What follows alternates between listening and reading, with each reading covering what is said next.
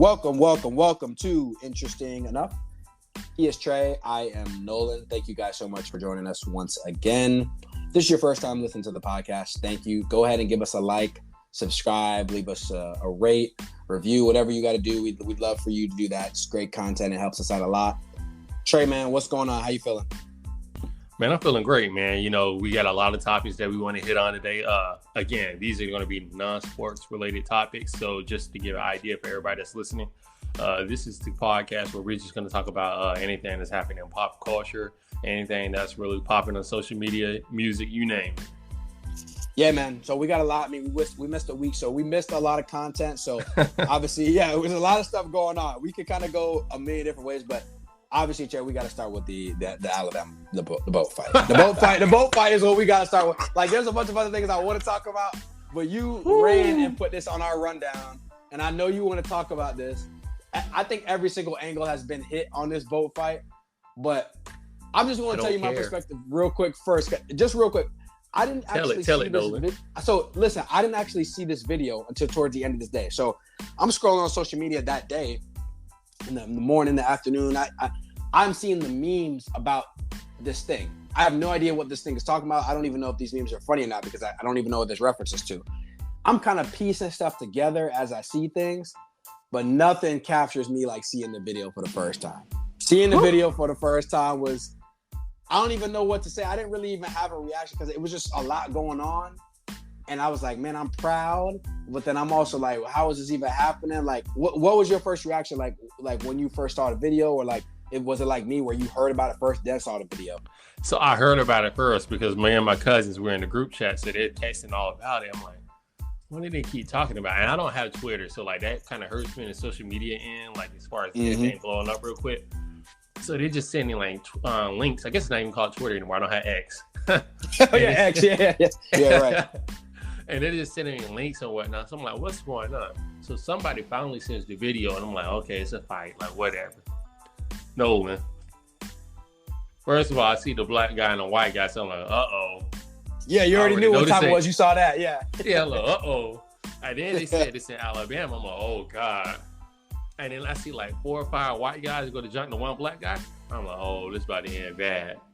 Yeah. Then I see Buddy swimming across this river to get into the fight. And then I see an old man come off the boat, I guess, and he's like a WWE champion. He's just swinging the chairs around. I'm talking about men, women, it don't matter. They getting hit. I see somebody fall into the river. I'm like, this might be the greatest fight I have ever seen in my life. I mean, it was so many things that was happening. And like, I mean, the obvious thing is we love seeing the black unity. Love to see it. We love to see it. And honestly, we talk about this unity, but like, that's honestly, I'm not condoning the violence part of it. But like, low-key, isn't this how it should be? Like, if you see one of our brothers and sisters going down like that, like, it can't go down like that. Like, we can't let it happen. Like, I'm not now, look, listen, I know the chair thing is funny and all that. I'm not condoning like with the chair. Pops was wilding, all right? Pops was wilding with the chair. Hey, he was going to work with the chair though. Yeah, the chair was insane. Like he was going to work. But I think the problem is people don't really have the sympathy because look, at the end of the white people started it in that scenario. Like they really started it in that scenario. Like and then did you see in the follow-up tweets that they had some of the No, I didn't see that. Okay, so like just to keep it short, I think it was either Facebook or X. One of them, they were sending messages on because a lot of the white people in that fight, they own, I guess, a local convenience store or whatever, and they were going back and forth with some social media people, and they ended up saying a whole bunch of racist comments, including, and I'm paraphrasing, one of them is, we don't need those black people money, we don't need those gorillas money. So this is the same group of people that was a part of that fight? Correct. About 2 or 3 of them own a convenience store or something that a convenience store, just a small store. And then after I saw that, I bring all that up to say, I really don't have any sympathy for you. At first, I was like, man, maybe they were drunk. It was a misunderstanding. They still deserve that whipping. But like, I'm like, okay, maybe, you can feel a little bit bad for them. Now I'm like, no, Pops is right. He brought that chair up for y'all. And the thing is, and if I'm correct, I think they had got arrested and like they had to release him. Is that the story on that too? That is correct. So they got arrested. They did get a release because it was just like a misdemeanor fine or whatever. Okay, so both sides are basically free. Basically, it's all good. And now, Correct. But okay. none of the black people got arrested though. So yeah, it was just. Oh, I thought. Oh, so none of the black people ended up getting arrested at all. Not even Chair Dude. Oh well, Lord, I don't know how. Yeah, I don't know how you got. Yeah, I don't know how you got away with that. But I mean, listen. I mean, it's so many angles with that. I think the swimming part was crazy. That's the craziest part to me.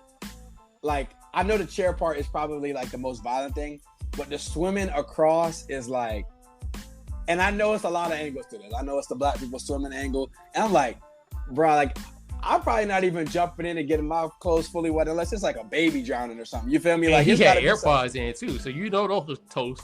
Yeah, the AirPods was toast. So I don't know that he didn't even know the other group at all either, right? No. So it's just a 16-year-old. He just saw, the black man getting jumped by 4 or 5 white guys, and he was like, "Oh, I got to be superhuman. I got to jump into this." I love it, man. I love the energy. And look, for people out there, just to let you know, in life, there's consequences to your actions. And I think a lot of people walk around, and I'm not saying this is black people or white people, but just sometimes people walk around and think that they can kind of do whatever, and no one will do anything about it. And maybe they think people are alone, but like sometimes you're never alone, man. Sometimes you are alone in life, but sometimes you're never alone. And like this is a really good situation for that. So look, man, we all saw the video. I'm not gonna hash on it too much longer, but that's one of the craziest videos I've seen in a while. And man, like the internet coming together, like it's like, and even the black people, us on the internet, was like all riding for it too. I think that's the best part too. That's some of my favorite parts of it. But I do want to say this one thing though before we end this topic. I love when the internet comes together because again, like even if it's something like simple like Reddit or BuzzFeed, like I'm looking at different websites, it's just so funny when the internet comes together. Like the last time the internet came together like this, it might have been like I'm talking about black people. Like it might have been. I don't remember. Do you remember the incident Nigger Navy? No. Oh my God, you gotta look this up. So the only reason I say that word is to say 2017 or maybe 2019, 2017, 2019, Yahoo drops the article, but they were saying that Trump wants a bigger Navy, but they messed around. And instead of saying bigger Navy, they said, I see where we went here. Yeah. Oh, the memes were the funniest I've ever seen. Like my goodness! I can tell you one off the top of my head. It's kind of racist, but like one of them was like, "Hey man, nobody in Nigger Navy can swim." That's crazy. Like it was just, hey, check it out. Remember I said that. Check it out. I don't know, man.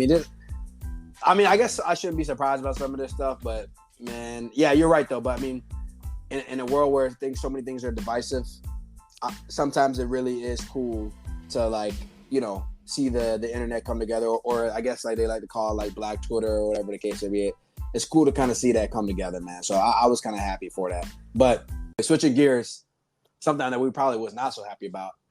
Like, I was gone, man. I was on vacation. Like, what's up with this Lizzo situation? Because I'm hearing it sounds like everybody's coming out and basically saying that Lizzo ain't treating people right, especially in her camp. And I guess I get a little skeptical with some of this stuff because it was a couple people coming out, and then now it seems like, I don't know if it's just piling on or these people were true and they were scared to come out. I mean, like, what are you hearing about the Lizzo situation? Because like, I kind of don't want to, I didn't know what to make about it at first, but it does seem like pretty damning on her end. I'm going to be honest with you. When I first read the story, I was just kind of like, what's the next part about it? Because I heard everybody, again, this is something I'm getting at the back end where everybody's making a big deal of it. I'm like, let me just look into it. Mm-hmm. And I didn't really hear anything that's saying that crazy. Like the craziest part of the story to me is the strip club story. I don't know if you heard about that part. I heard a little bit about it, but yeah. Okay, just to fill people in real quick. She took her team to the strip club, and she made some of her team members eat bananas out of the strippers. I guess I just got to keep it blunt, but their vagina. Right. Okay, I did hear that. Okay, yeah. I did hear that. And maybe this is just like I'm just gotten too jaded by looking at the internet all day. But I was just kind of like, and what else did she do? That's just kind of how I felt about the whole thing. Like, and like you ain't have to do that because I'm like, I was just left. So I'm just kind of like, and she made you work long hours, and she was kind of a bully. But I'm like, I don't know if that's worth getting money off of. You know what I mean? I mean, the thing about it is, it's a different situation. I think when you make people uncomfortable in a work setting, I think it's always going to be a situation, and not everybody's going to react in that way where they may be intimidated or scared. And I think it's so weird because Lizzo is such a beloved figure in like society, so it's kind of like almost odd to like hear all this stuff happen. And I guess this isn't the same thing. But when somebody has like such a really good reputation like Lizzo does, I think sometimes we almost don't want to believe things. We talked about it a little bit with the Deshaun Watson thing, and Deshaun Watson had such a great reputation before we had heard anything. Like if you did like a approval rating poll 3 years ago, Deshaun Watson would have been probably at the top of the list of NFL guys. And it was just so shocking. No, he was the darling in the NFL, yeah. Right. So it was just so shocking. Now, the Lizzo thing is obviously like none of this is like super, super criminal or anything like that. It's just stuff in the workplace. But I mean, how does she like really bounce back with this? Because I saw her make a couple comments. I mean, do you think this actually affects anything with their shows, music, anything like that? Or is it just kind of like business as usual? I mean, it is going to affect the shows at least a little bit because as far as she was in consideration to be the next Super Bowl halftime performer, but they've already taken her out of that consideration. So it is affecting her money-wise and publicity-wise at least a little bit. But I think what she's going to end up having to do is what all rich people do. Pay them off, get them to shut up, settle it. And then I think move on. And she may never regain that, that darling, I'm so good kind of glamour to her anymore. But she can still be really successful because it's not like she got any sexual assault, allegations or like murder allegations or anything that could be considered harmful to somebody's health. Right. She just kind of came across as kind of being like a bit of a bully. Right. And even then, it wasn't like Ellen DeGeneres where you have years and years and years on top of people complaining of her saying these similar things. It's kind of like, okay, you just have a certain group for the last year and a half or so that's saying that she was kind of difficult to work with and whatnot. Yeah, I mean, I don't know. This is just shocking. Like the Lizzo thing is just shocking overall. So like I don't know what to make of it too much, but I hope that some of this stuff isn't true. But if it is true, like she's got to change some of these behaviors because like in that type of industry, you just some of the stuff that I was reading, you can't be doing that type of stuff. Like you just can't be doing that stuff because people aren't going to want to work with you. I mean, you could probably pay people enough money to work with you, but you work in an entertainment industry where your approval rating, your satisfaction rating, all that good stuff actually matters. So, I hope she, definitely makes a change with that type of stuff. But I'm going to keep an eye on that story too, because that's like pretty interesting. And it felt like it wasn't like super random because when more and more people came out, it just felt like maybe this was like a little bit more calculated than I may have, realized initially. So that part's a little weird about it. But anyway, Trey, I know you wanted to talk about, actually, you've been sending us in our group chat all this AI music and all this stuff going on with this, and you find this hilarious. Now, I will say the Patrick one. If anybody hasn't went in. If anybody hasn't seen the voiceovers with Patrick from SpongeBob doing the singing, whether it's the Kirk Franklin, whether it's the Fantasia, I've seen like a bunch of different versions. Like those are the best ones. Those get me almost like the Holy Ghost with Patrick. Those get me dying laughing every time. And I act like I haven't seen it, and it's still funny to me every single time. Like I don't know why, and it's just hilarious to me. So like, I'm not on the whole AI train, but like, what's been going on with it in general? Because like, do we actually think this is gonna be like a wave? Because yes, I've heard some of it, and it's like it's eerie similar. Like if you didn't tell me it was AI, I'm like, hey, I wouldn't even know. Sony, matter of fact, just like a couple of days ago, 2 or 3 days ago, they're suing one of these AI companies because Frank Sinatra, who was a big singer, I think in the 40s, 50s, and 60s, one of these AI companies have taken his voice and started making music out of it. And Sony's like, no, we own the rights to Frank Sinatra music. You can't do that. Right. So now other larger companies have started to take an interest, or at least started to be mindful of AI. But I think it really is going to start popping off. And who's to say that we're not going to start hearing AI from our favorite artists? Because let's say Drake wants to do a feature for a local Miami artist. I'll be damned if I'm an artist and I pay for a feature and Drake give me some AI. But come on now. He didn't. That's my point. That's why I think we're going to start hearing it. We're not even going to know. Like it's going to be unbeknownst to us. because Drake is going to be like, you know what? I can write these lyrics in 10 minutes. I don't have to get into the booth. I don't have to really go meet this person. Let me just send over my lyrics in AI version. He's not going to know. But don't you think some true? Now I don't know. I'm sure Drake has it, but I feel like those like true artists, like they kind of want to do it themselves and like hear the voice because I feel like they may want to change lyrics based on how it sounds. I I think mean, they do too, but I think once that easy money starts rolling in, I don't care. Like they're going to do it. Like you know, Drake. We've been listening to Drake since he came out. So you right, and I assume we both know that one of his favorite artists is Aaliyah, the R&B right, singer from the early 2000s, late 90s, early 2000s. right. I could see Drake being a person and be like, you know what, I'm gonna buy the rights to Aaliyah's voice and I'm gonna put her on my new album. Like I can see him doing some mess like that. Okay, so we kind of talked about this before. Remember, it was like a while back we talked about it on the pod. I think it was like Tupac's voice or something like that. Or no, we were talking about if when AI was going to bring people's voice back, somebody maybe that's like passed away or something like that, like somebody we know. But Yeah. We did talk about that. You're correct.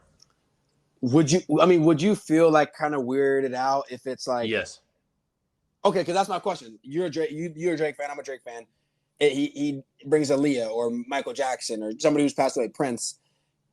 I mean, even if it sounds fire, because like in our head, those are our dream scenarios. I mean, we just did last podcast. We just talked about our dream scenarios with albums. You know what I'm saying? You named somebody that passed away and Bob Marley.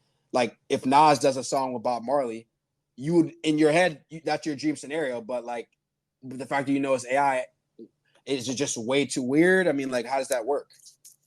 Or maybe we To just have to me, experience it first. I don't know.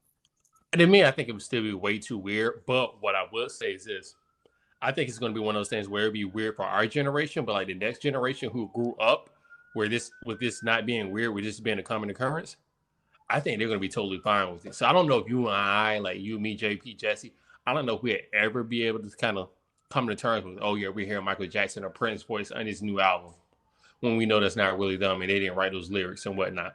But I think if you're looking at a younger generation, like those maybe kids that are in elementary now, I think they're going to be used to AI and like the idea that somebody's dead is still singing or performing. I don't think that's going to bother them at all. How does it not though? I mean, I don't know. Because It you get just used to it. It's a common occurrence. Could you imagine at 10 years from now? 10 years ago, if you would have said, hey, Nolan and Trey, you guys are going to be hearing a new Tupac album, we'd have been like, how? Like, he doesn't have any more songs. Like, how are we going to hear this? Are you going to hear a new Biggie album or a new Bob Marley album? right. Like, that's not something we could fathom. But think about it. If you were just born or you're just in elementary now, for the majority of your life, you're going to be able to fathom like the idea that I can hear an album by a person that has died 30 or 40 years ago and from lyrics that they didn't write. And it's not going to be that weird, but just because you're just so accustomed to it, you're used to it. I think okay, so here's my only thing with if I'm playing devil's advocate. If I was just like, I see what you're saying. If I go on Apple Music or Spotify and I want to listen to Michael Jackson, he's already passed away, and I'm listening to his music. So like, what's the difference? Is it just the fact that he's not here anymore, and I know he didn't record this, or is it the fact that I know that it wasn't him recording this because it wasn't his voice? Like No, that. I think That's for you and I don't think the voice. I think the voice is going to become so good that we're not going to be able to distinguish the real from the fake. I think it's just going to be with like on our generation or older. It's just going to be the idea that he didn't write this. He didn't have any musical input into this song, into the beat that was selected, into the lyrics. Like this was done totally without him. Like he had no input in this whatsoever. I think okay. that's going to be the weird part for us. Okay, well, I got a solution to this. I know how I would be accepted into the AI, and I know how you would be too. All you got to do is just tell me. How about this? You know, every time we've got unfortunately like posthumous albums, whether it comes to like Biggie, Tupac, or Yep. whatever, right? And what do we say? We're like, okay, these are songs that they had in the crates that they never dropped, but so obviously they didn't get to like produce and stuff, but these are their lyrics and rap. Well, all you got to do is just tell me that this was Michael Jackson's songs that were in the archive from 20 years ago.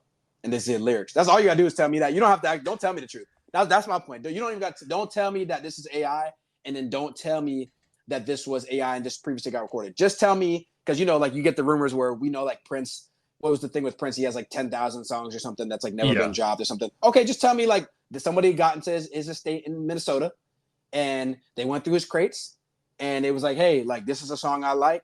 They gave Drake access. They gave our best performance. They're like, hey. we're gonna let Drake, Kendrick Lamar, Kanye West, whoever, we're gonna let you guys come to his estate for a weekend, and you guys pick out some of his songs, and then you can make songs off of that and drop them on your album.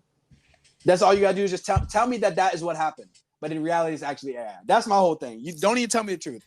Because if they do that, then I'm not going to have any issue with it just because I don't know any better. And it's probably what they will do because there's a lot of people that are smarter than us sitting in those boardrooms that are like, yep, yeah, this is exactly what we're going to do.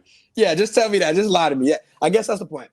I'm not a big fan of lying, but in this case, a little white lie don't hurt anybody because I can enjoy the music and I'm getting what I want, which is my favorite artist currently, and then some of the older artists that my dream scenarios. I'm getting what I want. So just give me that and I'll be fine. So no, I'll be happy about that. But anyhow, we got a lot of stuff coming up. I want to thank everybody so much for joining us.